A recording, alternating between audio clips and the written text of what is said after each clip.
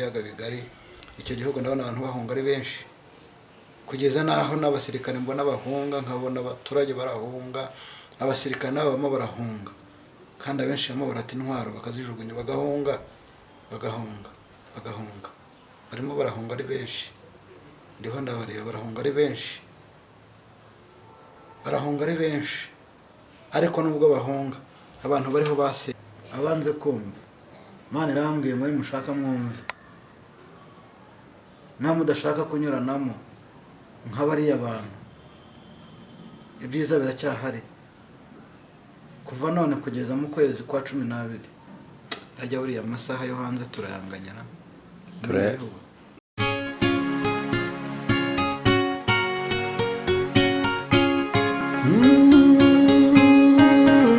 Emana we Yesu we ingoma yawe ni amamare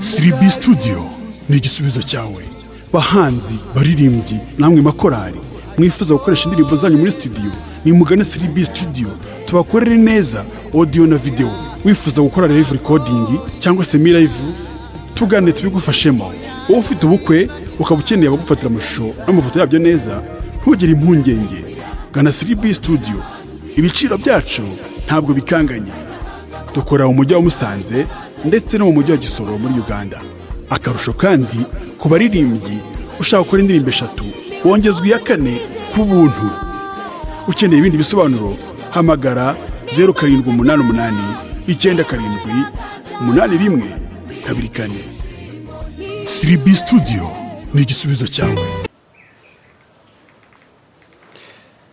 Murakoze cyane reka tubasuhuze kandi tubifurize amahoro imigisha bitangwa na Nyagasani kuri uyu munsi wa none twongeye kubasuhuza twifuza ko Uwiteka Imana yabagirira neza birashoboka ko abudukurikiye ubabaye ukadukurikira utamerewe neza ariko Uwiteka Imana akubereye maso ntabwo azemera ko izina ryayo ritukwa ku bwawe nkuko muri kubibona kuri kamera rero twongeye kugira amahirwe yo kubana n'umukozi w'Imana uraho neza mutumishi uraho neza Yesu nashimwe Yesu nahimbaza amakuru y'imisi amakuru turashima Imana n'ubundi shimwe n'iryo Uwiteka Imana ni uribereye amen ya duherukana ku munsi w'ejo turi mu materaniro naratunguwe Imana yaragukoresheje ndikanga ntago n'ubwa mbere nakona uri imbere y'iteraniro niko bimeze Imana ishimwe ariko cyane Imana ihimbaza ariko noneho ndabona akanyamuneza ari kose uko biri kabiri biraho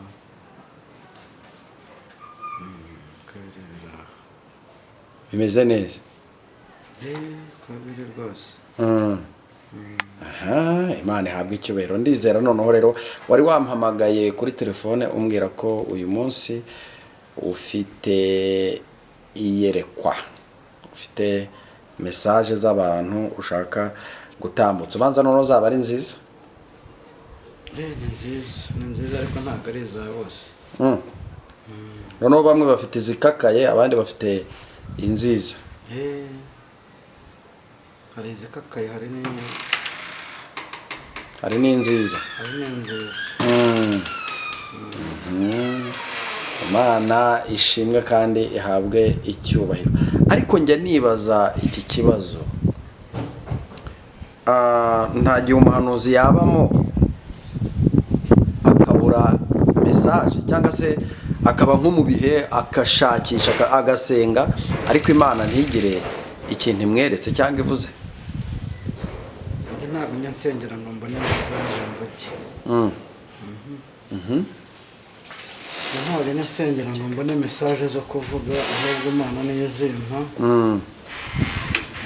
nkazisengera kugira ngo impe imbaraga zo kuzitanga yego ni ukuvuga ngo wowe ujya kubona ukabona urabonye cyangwa se ukumva amajwi, ntabwo ujya imbere y'Imana ubibwira ngo Mana mpereze icyo kuvuga. Ko hari abantu benshi se bavuga bati nzaza ari uko Imana yampaye icyo kuvuga, ndacyari kuyisaba icyo kuvuga. Abo bo ubwo ngubwo niba yababwiye cyangwa rimwe na rimwe bari imagine. bari imagine. Ariko jya ugerageza urebe hano, abakunzi bacu bakunda kumbwira ngo ntabwo ukunda kureba muri kamera. Kureba se cyane. Kureba cyane muri kamera. Icyambere ni uko bumva ibyo mvuga naho se kundeba. Ndeba ndumva atari ngombwa cyane. Icyambere ni uko bumva ibyo mvuga.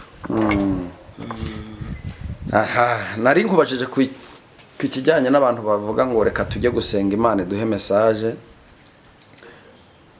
Mu by'ukuri ntibashoboye kugenda bahahamiye kubona message bakaba bazana ibitameze neza kurenza uko bagakwiye gutegereza. Ahanga bashobora no kuvangirwa kuko ntago message ntago wajya gusenga Imana yingi ushobora no kwikomanga ngo ikanguke ntikanguke ikakwihorera cyane.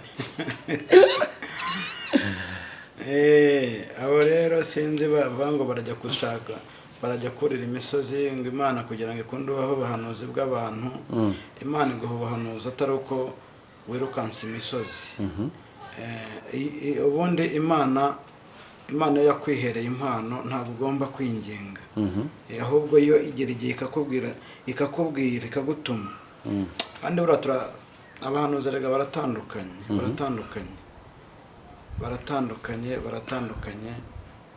Nese nanjye nzajya ku musozi njya kwirirwa nurira imisozi mibi n'ahangaha njye za Ruhengeri cyangwa njye ngo kugira ngo nkunde mbonerekwa rya Pascal. Oya. Ariko we yaba ari ubuntu wagiriwe kuko abenshi tuzi neza ko babanza kurira imisozi bakazamuka hirya no hino, kandi ubwo buntu bushobora kuba butagirwa na bose. Ntabwo ari bose. Nakubwiye nanjye ngo Imana itanga bitandukanye, impano ziratandukanye. Hari ujya mu ndimi, hari uwutitira, yego, hari n'uwo mushobora guhura akakubwira ati umva nkubwira uko Imana imbwiye. Rero sinjya ntitira, nta nubwo njya mu mwuka ngo njye mu umwuka antere hejuru. Buri muntu wese avugira uko yahamagawe. Yego. Sinzi rero ngewe uko Imana impa message. Imana impa message idashingiye ku kubona nirukansa imisozi. Yego. Icyambere ni uko mba nsenga. Nsengera abantu, nsengera abarwayi, nsengera ingo z'abantu, nsengera abaruhijwe n'umubiri, nsengera ni byinshi byo gusengerwa bihari. Nsengera ibihugu cyane ibihugu byo ndabisengera cyane. Ariko reka ngusabe kugira ngo mbere yuko dukomeza ikiganiro cyacu, kuko ndumva mfite byinshi byo kukubaza kandi bijyanye n'ubuhanuzi, reka ngusabe kugira ngo ubanze usenge Imana, ninza kumara kukubaza ibyo bibazo nanjye ndaguha umwanya utambutse message rwose. Karibu n'isengesho. Imana nziza, Imana yo kwizerwa, Imana y'urukundo, Imana ishoboye byose, turagushimye kuri iki gicamunsi. Tugushimiye ko waturinze, tugushimiye ko ukomeje kuturinda, tugushimiye ko ukomeje kurinda ibihugu bitandukanye n'ababirimo, tugushimiye ko ukomeje kurinda inshuti zacu ziri hirya no hino, abadukurikira, abadutega amatwi. Mu izina rya Yesu Kristo ndakwinjiza ngo ukire kubana nawe amasaha, wongere bagire neza, kugiraho umugisha, komeza kubagira neza. Rero ndabasengeye kandi kiruta byose, senze nizeye ko bahagazeho, senze nizeye ko duhagazeho. Abakwizera abo nibo mvuga. Urakoze ko byumvishije mu izina ryawe Yesu. Amen. Urakoze cyane. Twari turi ku kintu kijyanye no kushakashaka ubuhanuzi. Hari umuntu uvuga ngo ngiye kurira imisozi, ngiye Uganda, ngiye Icyangugu, ngiye Kanyarira se muri Gitarama, nzenguruke ndebe ko nabona icyo kuvuga. Ariko ni nako n'abantu nabo birirwa bazenguruka bavuga bati reka tujye gushaka umuhanuzi twumve amakuru mashyashya. Ngatungurwa ibyo ngiye ku cyanya gite numva nta nicyo bitwaye, ahubwo ikintungura ni kimwe. nuko rimwe na rimwe hari umuhanuzi ugenda yabona undi muhanuzi ahanuye ikintu akamera nk'ufite memoire yo kukirekodinga, nta buhanuzi yari afite muri iyo minsi, ariko wajya kumva atangiye guhanura ubwo runaka yahanuye. Rimwe na rimwe ukumva hari n'ujya guhanura akavuga ngo muri iyi minsi maranye ubuhanuzi buvuga gutya, ukumva azabuvuga cyangwa akazenguruka imidugudu runaka, ariko se nibyo birakwiye ko umuntu ahanura ubuhanuzi yumvise ku wundi muntu nubwo bwose aba ari Imana iba yabivuze, aho nta cyaha kiba kirimo? Icyaha ntabwo cyabura, kuko buriya kuvuga ukavugira mu ijambo ry'undi muntu, nanjye numvishije hari abavuga ibyo navuze, ibyo ntacyo, ariko wenda nawe Imana ishobora kuba yarabiberetse, yego, kuko Imana irimo iratubwira ngo tuvuge ubutumwa bwiza,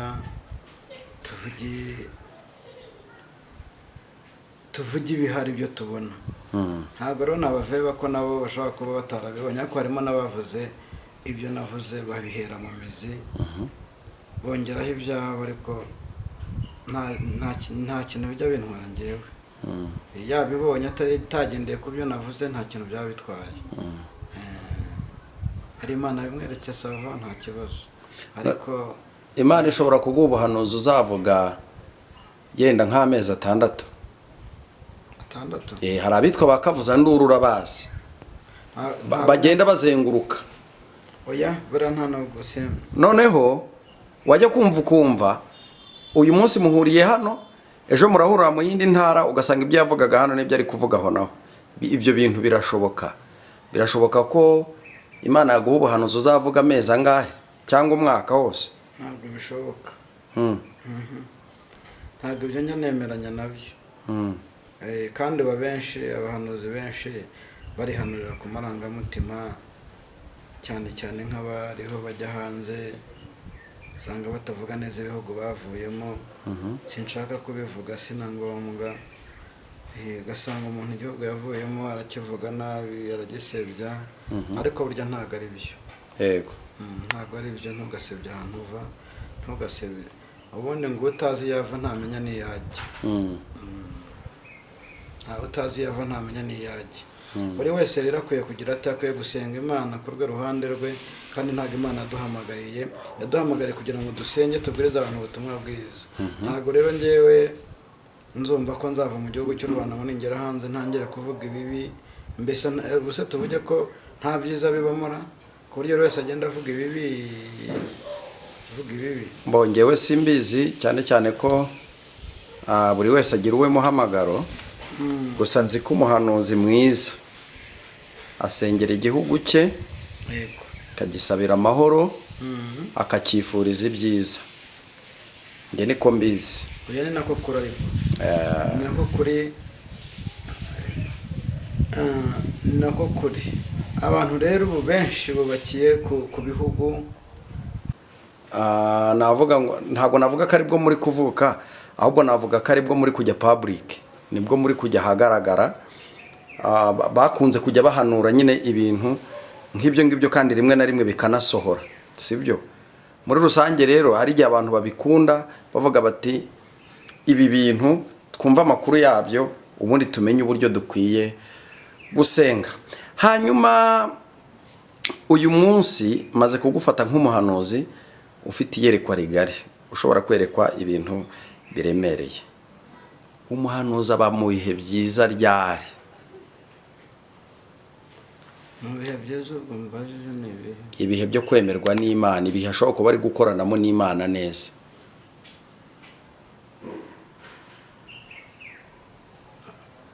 Ubundi jyewe ndavuga ko cyanjye ku rwanjye ruhande, ntarebye kuri runaka. Njyewe ubundi amasengesho nkunda gukora niyo anyemeza ko ndi kumwe n'Imana, niyo anyereka ko ndi mu bihe byiza. Niba nkoze amasengesho y'iminsi 3, n'ay'ukwezi njya nyakora, nkakora amasengesho y'ukwezi. Ikindi ntarakomeza, nagira ngo mbwire abantu buryo bajya batwibeshyaho. Yego. Ubundi muri Yohana ibice 9, murongo wa 9. Yego. Haravuga ngo bamwe bati se niwe, abandi bati abandi bati siwe, abandi batasa nawe, abandi batasa nawe, abandi nabo bati icyakora niwe.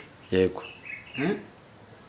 Hari abantu baturebera mu ishusho iyo mu mwaka w'ibihumbi 2003 na 2004, yego, bakaturebera muri iyo shusho, bakibwira ko iyo shusho tukirimo, yego. ugasanga muri commentaire umuntu yanditse ngo uwo nguwo ngo yaraye ngo arose ngo ntabwo wese ko atabirota. Ibihe byarahindutse, icyo nakubwira senga ahubwo kwifata ukavuga ngo Imana ijye kubabarira, yego, kandi nawe Imana iguhe guhinduka nk'uko natwe twahindutse. ni ukuri muhe guhinduka. ntawe ukizwa ataraciye muri byinshi, kandi buri wese agira agahondesho ke, yego. akampunze nawe kaguhonda cyangwa nawe uragafite, ntawe umenya aho bwirageze. Ariko icyo nakwifuza ni uko wakizwa, nuko wakizwa ukareka ishyari, ukareka amagambo, ukareka iki, kugira ngo Imana ikurebe nawe kwishimire, nawe ibe yakwizera ikagutuma nk'uko natwe yatwizeye ikadutuma. Wica imanza rero, wica imanza. Ikintu rero nari ndiho mvuga, warumbajije nuko nari mbanje kugira ngo mvuge kuri icyo kintu mbwira abo bantu usanga umuntu, ariko n'ibyo ntabwo abantu babura, ahari abantu ntihabura uruntu. Nimuvuge mufite umwanya wabyo, ariko muvuge abasenga bo basenge. Ntabwo kuvuga cyane, ntabwo amagambo menshi rero yatuma tutagira gute, tudakomeza gusenga, ahubwo mwe muraduha imbaraga, mukomereza aho ngaho. Icyo navugaga rero ku byo warumbajije bijyanye no kuba umuntu ibihe byiza yaba afite ari kumwe n'Imana. Ibihe byiza ngira mbigira ariko ndi kumwe n'Imana, ndiho nsenga ari mu masengesho, nawe ntayo kwezi njya nyakora, kandi nkagiramo ibihe byiza, nkasenga Imana ikanyereka, ikampa ibyo ngomba kugira gute, kuvuga atari uko nagiye gusenga mvuga ngo Imana nimpa ibyo kuvuga. Oya, aho ndakeka ko Imana nitanga, ntago uyihata, ntago Imana ihatwa ngo mpibyo mvuga. Iyo nirebe ikabona ko bikwiriye ikabiguha. Yego. Ibihe byiza rero warumbaza, ibihe byiza mbigira ngende nsenga. Nta n'ibihe byiza mbona nawe n'undi wese azagira adasenga. Ibihe byiza ubigirana n'Imana uri mu masengesho uriho usenga. None ni igihe ki umuhanuzi yumva ko akamye, cyangwa ni igihe ki akama? Ibimuranga byo ni ibihe? Ubundi ibimuranga ni ibyo guhora ku ma YouTube hato na hato hagira hakanavangirwa n'ibyo, mbese Imana iramutuma ariko nawe akishyiraho ibye, akagendera kuri bya bindi bike Imana yamuhaye, bagashaka kwiyongereraho ngo azamure hejuru, kandi ntabwo ari byo Imana ishaka. Abantu bane bareke kugabanya ibyo Mwuka yabahaye cyangwa ngo bongere, ni amakosa cyane. Ni ukuvuga iyo bari mu ntege nkeya baragabanya, bakongera, kandi igihe icyo ari cyo cyose bakaza kwa aya masheni bavuga ko ari Imana yabatumye. Gera ntabwo ari uko nteye. None se buri ikintu gikamura umuntu ni iki? Kuko ngewe hari umuhanuzi wigeze umpamagara arambwira ngo Imana ntisubiza. Ndamaza ntisubanye n'Imana igihe kingana iki? Ngo imyaka 20 ngo irageze. Nuko ngo imyaka 20 ngo irageze, ngo nta kintu Imana iramuha, sibyo? Ndibaza ese ubundi gukorera Imana umuntu ayikorera ngo nawe imukorere, cyangwa umuntu akorera Imana kugira ngo arokore ubuzima bwa benshi mu buryo bw'umwuka? Ubundi bayikorera iki? Bakora bazahembwa iki?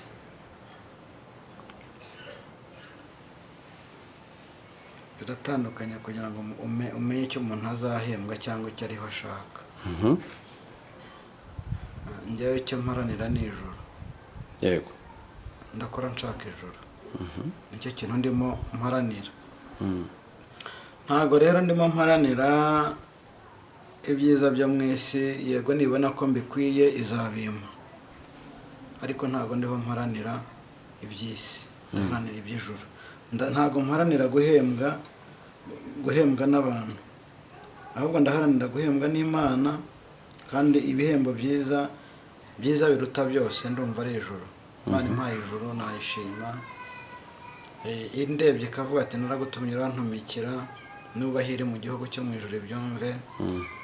Nuko yo kabyara yazampemba ijuru. N'ibindi bona binkwiye hano mu isi byatuma ntandavura, ariko nanone byatuma ntayijya kure. Ngo ndengwe nibagirwaho yankuye, nibagirwe ko rero yabimpaye. Ibyo nibyo ndiho nsaba Imana, ariko icyambere ni ijuru, ibindi byose bizaza ari inyongera. Urakoze cyane. Ngaho rero ugira message uhereza abo ngabo bakorera Imana bashyize imbere kubona iby'isi, badashaka kuba inyungu ku Mana, mbese badashaka gukorera Imana bagambiriye inyungu y'ijuru, ahubwo bakaba bo bifite gahunda zabo bashaka mbese ubutunzi bw'isi, cyane cyane ko mbona ari nabyo bishobora kuba byabatera n'ivangirwa rya hato na hato. Nibyo bibatera kuvangirwa. Ubundi arega babonye byinshi cyane, ubundi byinshi cyane ntabwo ari byiza. Imana irashaka kuguha nawe ukiyongerera, ntabwo ari bishyo, kuko Imana iretse kumbwira ngo hari abantu natamitse, yego, bananirwa kumira, bananirwa no gucira. Urumva cyatari ikibazo? Yego. Imana ikagutamika ukananirwa gucira, ukananirwa no kumira, ugahora ujunditse mbese. Imana turengere rero. Ku byo warumbajije kuri abo ngabo ntabwo byoroshye, reka twigire muri message. Ariko oya, icyo kintu uraza kubahereza, ndashaka ubaha impanuro, sibyo? Abantu bakorera Imana bahanze amaso iby'isi gusa, ariko uze no kumbwira kuri bamwe mu bapasiteri namwe abahanuzi, sibyo? Kuko mugira ikosa, ntago mutwigisha mutwereka ko inyungu ari ukuronka ubwami bw'Imana, ahubwo rimwe na rimwe n'igihe mutubwira ngo nimuze Imana batabare, wabuze ibi ngwino urabibona, umeze utya ngwino birakunda. Wati ibyo bintu nibyo Imana yatumye, mu by'ukuri nibyo Imana yatumye abigisha? Kuko urumva nimumwe ngo ninze Imana impereze imodokari nabuze, cyangwa se impereze ikintu runaka nabuze, nanjye nzaza aricyo ndebe. Niyo mpamvu magira ngo uhereze abo bantu iyo message, niba koko nawe utari mu mujyi umwe nabo, ese bakwiye kubigenza gute? Iyo message ranjye ndumva nta kintu ndi buyivugeho, kuko mpamvu ngira ngo abantu bankurikira bose banagusubiza. Ntabwo ndabwira umuntu ngo naza asenge Imana imuhe imodoka. Ejo bundi hari umuntu twari turi kumwe mu modoka, arambwira ngo aragukunda, ngo kuko we ntabwo ushyize imbere indamu. Nta niyo nshaka, nta n'uwanjye nyibwira. Rwose twari mu modoka turi guturuka hari i Kanombe, arambwira ati uriya muhanuzi nta ndamu rwose. Mu gihe cyose hari abandi bajya bampamagara bakambwira ati umuntu waduhaye turamuhamagara ntashobora kudusengera atatwatse amafaranga. Niyo mpamvu rero nkubajije icyo kibazo ngo ugire message utanga.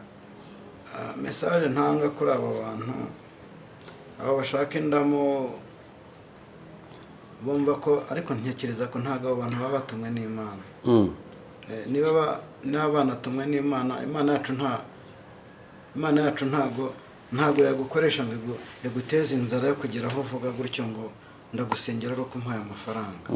Oya, ahubwo Imana irabanza ikaguhaza kugira ngo uvuge ibyayo udashonje, kuko buri muntu, ntekereza ko umuntu ushonje niwe uvuga ibyiza gusa. Hano uri byiza ngo Imana irambwiye, ikubwiye ngo Imana irambwiye ngo irakubakiye, akira amafaranga, akira amazu, ngo Imana irambwiye ngo ugiye kukugira neza n'umugore n'abana. Ubu ni umwumva, menya ko arimo hanurira mu nzara, aragira ngo mwihe. Ariko rimwe na rimwe Imana irabivuga ikanabisohoza. Irabivuga ikabisohoza, ariko ubwo ngubwo azakwereka, azaguhanurira gutyo, nagera hagati akubwira ati nyohereze 400. Aho ngaho rero niho sasa nicyo kibazo ngiye navugaga. Ntabwo ari Imana acara kwikora, ntabwo nyine. Ariko Yeremiya nkunda kubabwira Yeremiya ibice 23 umurongo waho 21 habivuga neza gukomeza ukageza kuri 30 ngo ndambiwe abahanuzi bibana amagambo yanjye. aha aho ngaho abahanuzi bibana amagambo yanjye. Ibyo nibyo nakubwiraga byaba muntu wirukankana ubuhanuzi bw'undi muntu. Akavuga ngo runaka yahanuye reka nanjye ngene impanure, agahanura nk'uko runaka yahanuye ntahanure nk'uko Imana yavuze. Ingororano yabo ni iyihe? Nk'umuriro. Sawa, urakoze cyane. Hanyuma rero kugira ngo ngohereze umwanya utambutse message mfite iki mbanza nkusubize ndakumva cyane. Nibyo narindeho mbwira abo bahanuzi, mbwira abo pasiteri, mbwira iki kuko nabo harimo bashonje. Gusonza mvabwiye ntago Imana yacu iyo guhaye kugira gute, iyo guhaye kuvuga ibyayirabanza ikanaguhaza kugira ngo utazagira ute utazabicumuriramo. Yego. Imana irabanza ikaguhaza. Hari n'abajya bambwira ngo babona nshonje, ntago mba nshonje. Umuntu ushonje aba ameze utyo. Ntago mba nshonje, Imana yanjye irampaza. Kandi ndatekereza ntawe ndabwira ngo mpa kubera ko nagusengeye. We Imana izamukoreshe nabona yumva umutima we hari icyo nkwiye azamfasha. Ariko ubwo n'Imana izabikoze ntago nzaba nsabiye. Yego mukozi w'Imana, ikibazo cya nyuma nari mfite kugira ngo umwanya utambutse. Abantu bajya bandika muri comment ngo ntibakeneye ko nzongera kujya mvuga ngo nze gutunga kamera ngo bibwirire, ariko mwihangane nicyo kiba kitubesheje ahangaha. Kubera iki Imana ikunda guhereza message abaciriritse ngo bazizane yabakomeye? None sogera ngo uri ukomeye yabona umwanya wo kuzitanga. Kuki tabasanga ngo izibihere ikazicisha mu bahanuzi rimwe na rimwe bamwe bakanabigenderamo? None se ba Dawidi nabande bose bahanuraga na ba Yona Imana ibatuma Ninewe nuko iyo misozi itabaga abakomeye. Abakomeye babagaho. Ntabwo uko Imana yatumye Yona Ninewe. Nyine nanjye nsomye Bibiliya nsanga abakomeye barahozeho kandi bagatumwa haboroheje, ariko nkibaza impamvu. Kubera iki harimo ba Yeremiya bavugaga ngo waranshutse ndashukika, rimwe rimwe mbese ugasanga baricujije bagiye mu bibazo byinshi, kandi Imana yagakwiye kubasanga ikabibwirira. Tugomba kuba intumwa. Tugomba kuba intumwa. Bura n'ukomeye nawe amavuta mufite ntago ari amwe. Ntago ari amwe. None se umuntu aza kugo n'ukomeye araza agaparika imodoka akaza akavuga ati nsengera, so ko abona bitakunze. Biba bitakunze. Niyo mpamvu rero ntago aboroheje bo bazatumwa, abayibaye hafi y'Imana, abaciye bugufi imbere y'Imana bazatumwa kandi baracyakomeje gutumwa. Karibu rero ngo haye umwanya tambutsa message witeka Imana yaguhaye. Barambwiye ngo nje nceceka ndacecetse. Imana baho umugisha. Message zanyu nzanye ntago ari nyinshi. Ndakeka ntago tuzaturenza iminota 25 kugira ngo abantu bumve ubutumwa. Yego. Buba burimo. Icya mbere Imana yambwiye ngo mbwira abantu bo kwiganyira. Kwiganyira. Mbwira abantu bareke kumva ko byacitse, kuko Imana ndambwiye ngo mbwira abantu musenga kubwo butumwa twagiye dutanga. Hari abantu basenze cyane bahindutse. Message yanyu rero Imana yambwiye ngo mbabwire ngo Imana ije kubagirira neza. Yego. Ku bantu bahindutse aho twatangiye ubutumwa kuva mu kwezi kwa 6 kugeza mu kwezi kwa 7. Abantu bahindutse basenze. Imana yambwiye ngo mbabwire ngo mukomere, Imana igiye kubagirira neza kandi igiye kubaha umugisha. Yego. Indi message rero nabonye Imana yambwiye ngo mbabwire ngo ubushize twavuze igihugu kiri mu biyaga bigari. Yego. Kiri mu biyaga bigari. Byanyeretse abantu benshi barimo barahunga, barimo barahunga. Ibihugu by'Uburayi, ibihugu by'Uburayi, Amerika, Canada na hehe, nibyo bihugu bigiye kwakira impunzi nyinshi.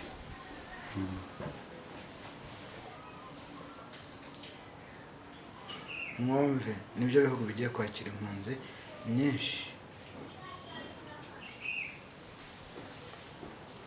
bigiye kwakira impunzi nyinshi. Nakomeje kubabwira ngo musenge musenge musenge musenge musenge. Bamwe bakomeza kwinangira imitima, ariko basenze bo Imana igiye kubatabara. Yanyeretse ku kwezi kwa 10 no kwa 12 abantu barimo barahunga ari benshi. Za modoka nababwiraga ni nyinshi, kugeza naho abasirikare b'icyo gihugu kiri mu biyaga bigari, iyo ngiyo iyo mubyumve, iyo ndabizi abasobanuzi bo n'abatekereza bamwe baratekereza ngo ni u Rwanda, batekereza ukwawe, ariko n'igihugu kiri iyo ngiyo mu biyaga bigari. Ntago ndarenga u Rwanda, sindarenga hehe, ariko ndakibona hirya mu biyaga bigari. Icyo gihugu ndabona abantu bahunga ari benshi, kugeza naho n'abasirikare mbona bahunga, nkabona abaturage barahunga, abasirikare nabo bamwe barahunga, kandi abenshi bamwe barata intwaro bakazijugunya bagahunga, barimo barahunga ari benshi. Ndiho ndabareba barahunga ari benshi, barahunga ari benshi. Ariko nubwo bahunga, abantu bariho basenze bakurikiye iki kiganiro, bari mu biyaga bigari, muri ibyo biyaga navuze, muri icyo gihugu, mbona Imana hari ubutabazi izanye. Ubutabazi izanye nuko ije kubatabara ikabarengera. Zaburi ya 91 igice cyaho cya 90, igice cya 91 umurongo waho wa mbere, mukomeze muwusome. Nguwo mu bwihisho bwisumba byose, azahama mu gicucu kigeze gute, cyishobora byose. Imana yagiye kurengera abo bantu, ariko icyo gihugu cyo abahunga barahunga. Abasirikare abasirikare bo muri icyo gihugu nabonaga bati imbunda, abandi bakuramo imyenda bambara indi myenda. Yewe data we, mbega kaga, mbega ishyano ry'abadasenga, mbega kaga we, mbega kaga kabagwiriye. Yewe data we, ariko Imana bahe kubona nk'ibyo mbona.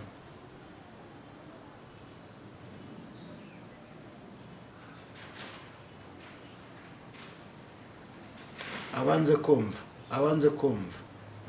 kumva Imana irambwiye muri mushaka mwumve, nta mudashaka kunyuranamo nk'abariya bantu.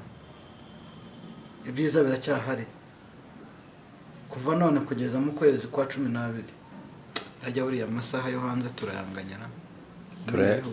Ntabwo tuyanganya, tugenda turushanwa amasaha. Kuva none kugeza mu kwezi kwa 12 nushaka wature usaba Imana imbabazi, kugira ngo udahunga nk'uko nabonye bahunga. Abahunga bariho bagenda, abantu babanye n'Imana basenze, ntago bigeze bahunga, bahwamye hamwe, biringira rya jambo kuko basenze. Yesaya 50:7 ngo kuko Umwami Imana azantabara, ngo nicyo gituma ntamwara. Imana ibahe umugisha. Message zanyu nari mfite nizo.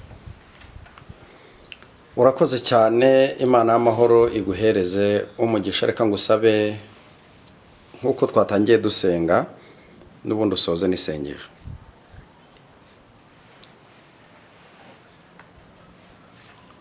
Reka dusenge mu izina rya Yesu.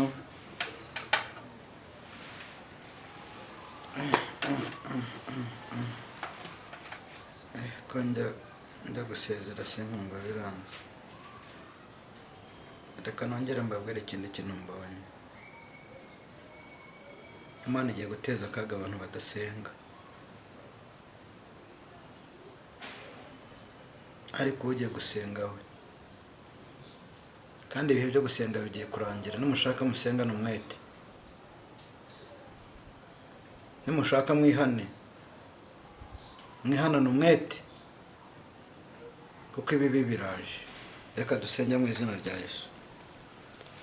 Uri Imana nziza, uri Imana yumva abakwiringiye, uri Imana ituburira tukumva, abatumva ubwo bafite undi bazumvira.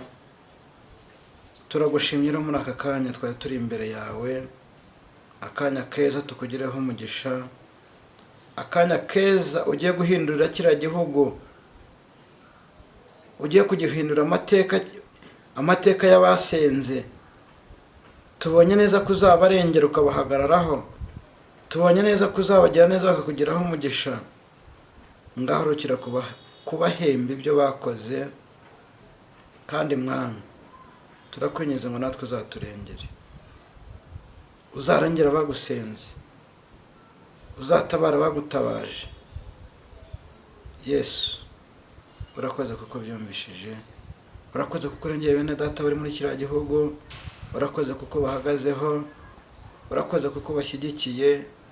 Natwe icyo dukora ni ukumenya kubaheka mu ngobyi y'amasengesho. Urakoze kuko byumvishije rero, tubisenda twizeye mu izina ryawe Yesu, amen. Urakoze cyane. Imana y'amahoro iguhereze umugisha, kandi iguhereze umugisha mwinshi. Umuntu yakwifuza gusengana nawe, yakwifuza kuvugana nawe, ndagira ngo utambutse nimero yawe ya telefone. Nimero yanjye ni iriya, ni 0782 96 97 41 96